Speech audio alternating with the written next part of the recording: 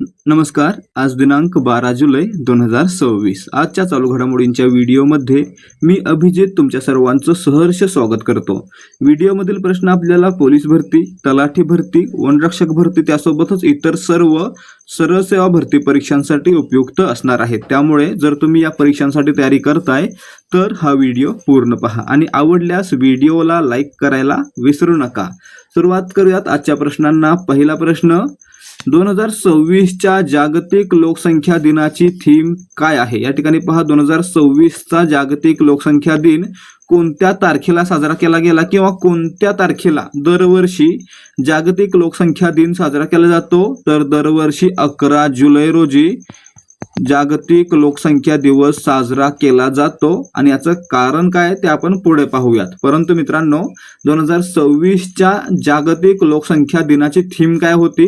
तर थीम होती तरुणांच्या आशा आणि आकांक्षा, म्हणजे पर्याय सी. काय काय पाहिलं आपण? जागतिक लोकसंख्या दिन दरवर्षी 11 जुलै रोजी साजरा केला जातो आणि थीम होती तरुणांच्या आशा आणि आकांक्षा.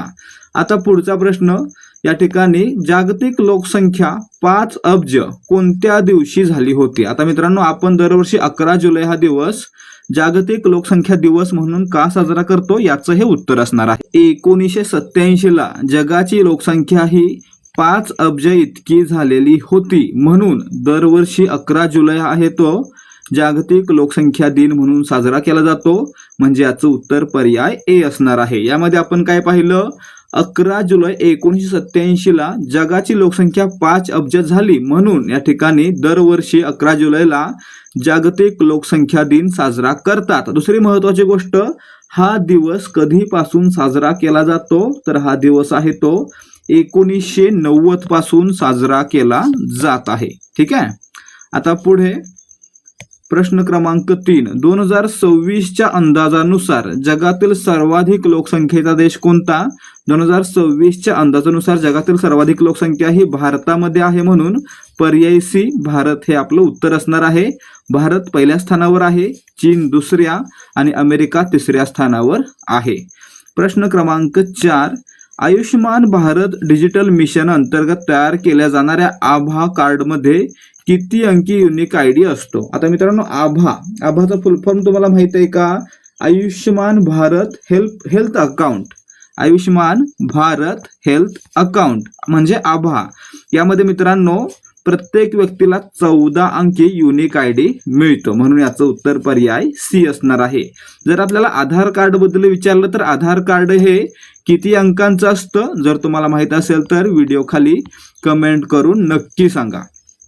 पुढे प्रश्न क्रमांक 5, देशात सर्वाधिक आभा आयडी तयार करण्यात कोणते राज्य पहिल्या क्रमांकावर आहे?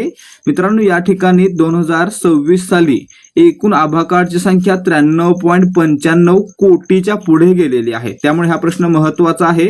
देशामध्ये सर्वाधिक आभा आयडी आहेत त्या उत्तर प्रदेश राज्यामध्ये बनवण्यात आलेल्या आहेत, 15 कोटीच्या आसपास. आणि दुसऱ्या क्रमांकाला आपला महाराष्ट्र आहे.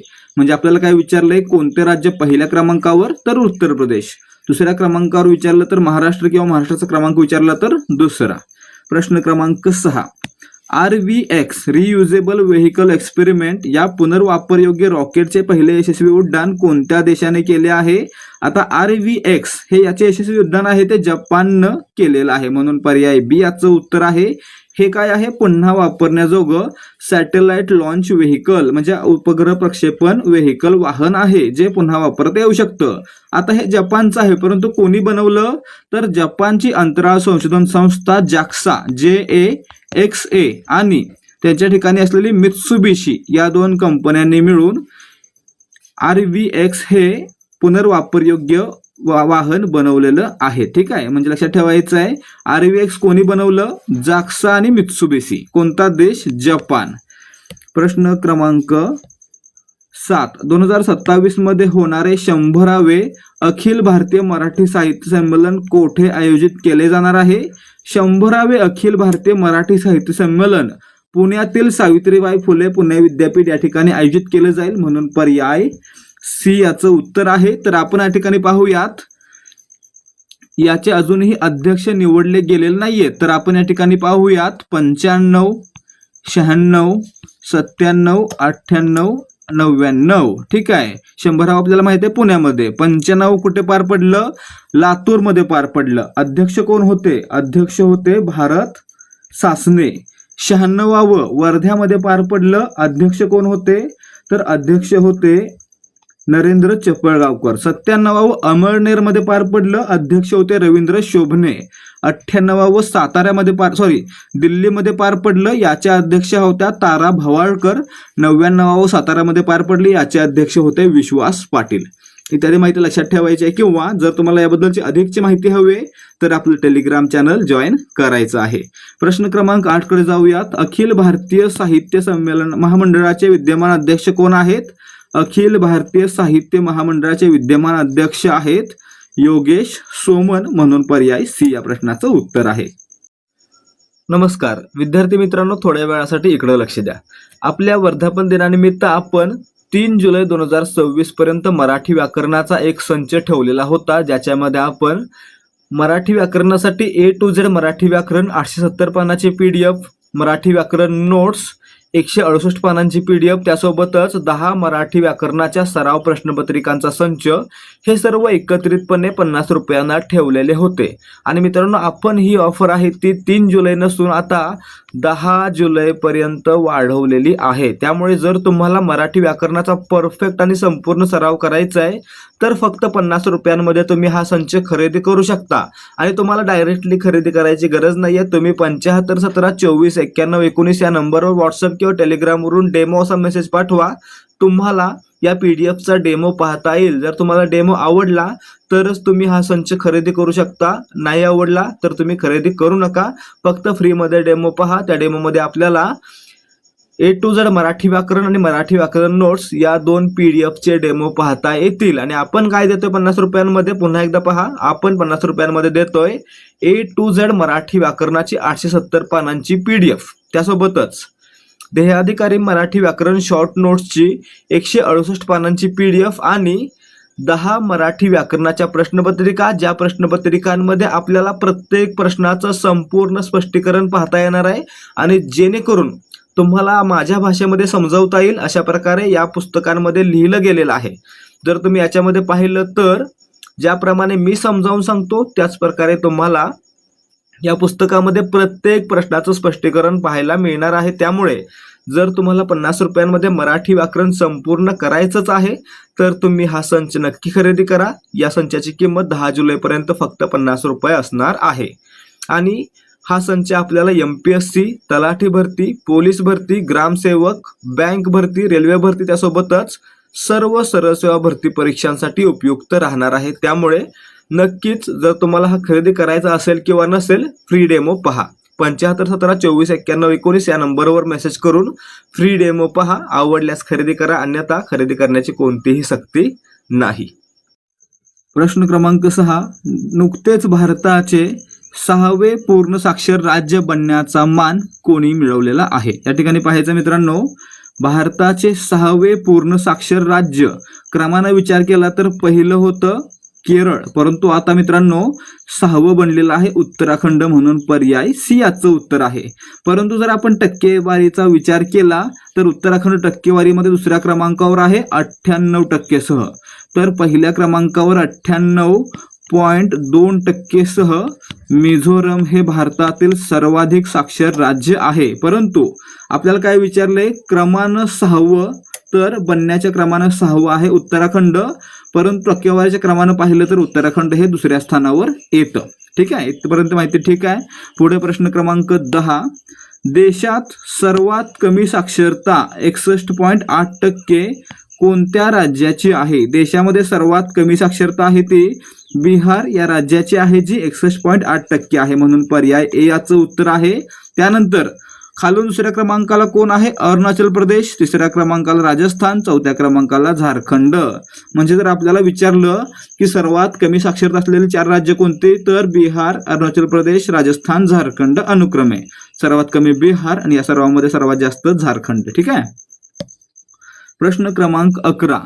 तब्बल 40 वर्षानंतर कोणत्या देशाचा दौरा करणारे नरेंद्र मोदी हे पहिले पंतप्रधान बनलेले आहेत? या ठिकाणी पहा, तब्बल 40 वर्षानंतर न्यूझीलंडचा दौरा करणारे नरेंद्र मोदी हे पहिले पंतप्रधान ठरलेले आहेत म्हणून पर्याय सी याचं उत्तर आहे.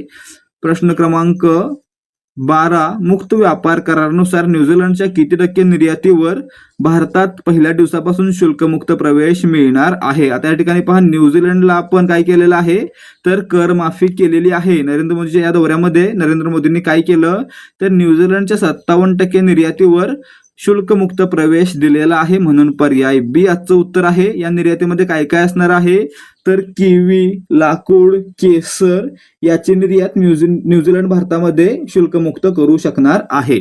आणि या अंतर्गतच मित्रांनो प्रश्न क्रमांक 13 पहा, भारतात kiwi fruit centre of excellence कोणत्या 2 राज्यात उभारले जाणार आहे. या ठिकाणी पहा, भारत न्यूझीलंड कराराअंतर्गतच भारतामध्ये kiwi fruit centre of excellence हे नागालँड आणि उत्तराखंड या 2 राज्यांमध्ये उभारलं जाईल म्हणून पर्याय सी याचं उत्तर आहे.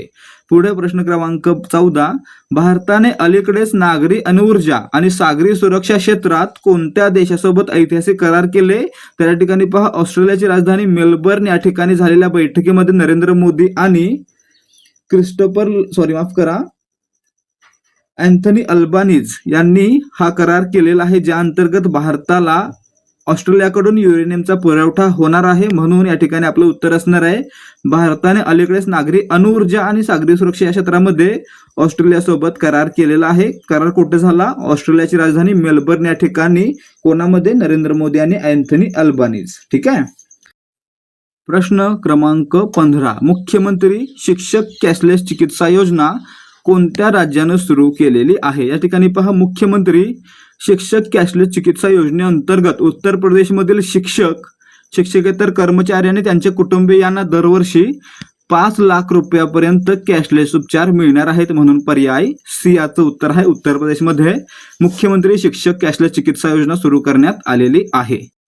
प्रश्न क्रमांक 16, जगातील पहिला व्यावसायिक अणुशक्तीवर चालणारा उपग्रह कोणता आहे. या ठिकाणी पहा, जगातील पहिला अणुशक्तीवर चालणारा व्यावसायिक म्हणजे कमर्शियल उपग्रह कोणता तर BOHR बोहर हा कोणत्या कंपनीने बनवला? अमेरिकेतील सिटी लॅब्स नावाच्या कंपनीने बनवला आणि स्पेस एक्स कंपनीच्या फाल्कन 9 या रॉकेटद्वारे याचं प्रक्षेपण करण्यात आलं. म्हणजे याचं उत्तर काय असणार आहे?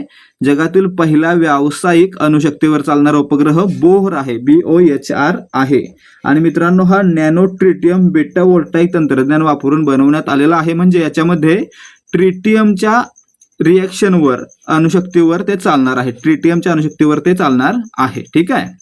लक्षात ठेवा पुन्हा एकदा, बोहर उपग्रह कोणत्या देशाचा आहे? अमेरिकेचा आहे. कोणत्या कंपनीने बनवला? सिटी लॅब्स या कंपनीने बनवला आणि प्रक्षेपित कोणी केला? स्पेसएक्सच्या फाल्कन 9 द्वारे हा प्रक्षेपित करण्यात आलेला आहे. पुढे प्रश्न क्रमांक 17, DRDOने Pinaka long range guided rocket ची यशस्वी चाचणी कोठून घेतली. DRDOनं पिनाका लॉंग रेंज गायडेड रॉकेटची यशस्वी चाचणी आहे ती चांदीपूर, ओडिशामधील चांदीपूर या ठिकाणी घेतलेली आहे म्हणून याचं उत्तर पर्याय डी असणार आहे. आता लक्षात ठेवायचं आहे, जर एखादं क्षेपणास्त्र असेल ज्याचा वापर शत्रूवर हल्ला करण्यासाठी करायचा आहे तर त्या प्रत्येक क्षेपणास्त्राची चाचणी आहे ती ओडिशामधील चांदीपूर या ठिकाणी घेतली जाते. प्रश्न क्रमांक 18,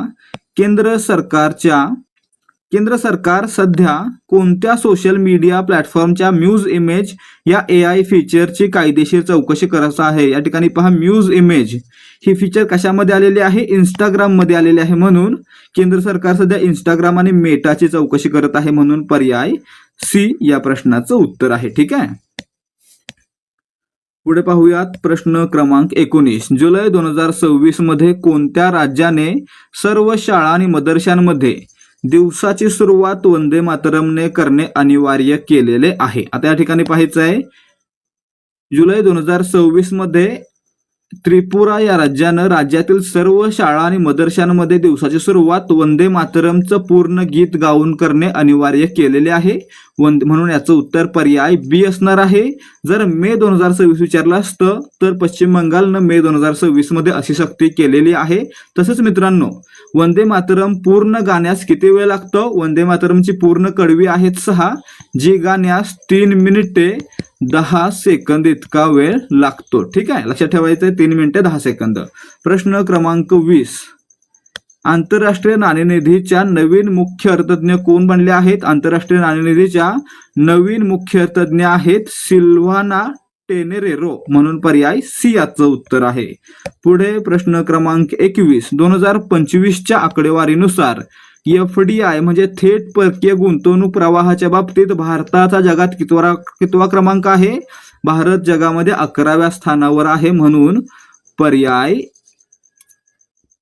सी याचं उत्तर आहे. लक्षात ठेवायचं 2025च्या आकडेवारीनुसार FDI मध्ये म्हणजेच फॉरेन डायरेक्ट इन्व्हेस्टमेंट थेट परकीय गुंतवणुकीमध्ये भारत हा 11व्या स्थानावर आहे. ठीक आहे. पुढे प्रश्न क्रमांक 22. नुकतीच चर्चेत असलेली दाक्षायणी योजना कोणत्या राज्याने सुरू केली? दाक्षायणी योजना आहे ते मित्रांनो कोणत्या राज्याने सुरू केलेली आहे? तर केरळ या राज्याने सुरू केलेली आहे, म्हणून पर्याय डी याचं उत्तर आहे. लक्षात ठेवायचं दाक्षायणी योजना केरळ. प्रश्न क्रमांक 23.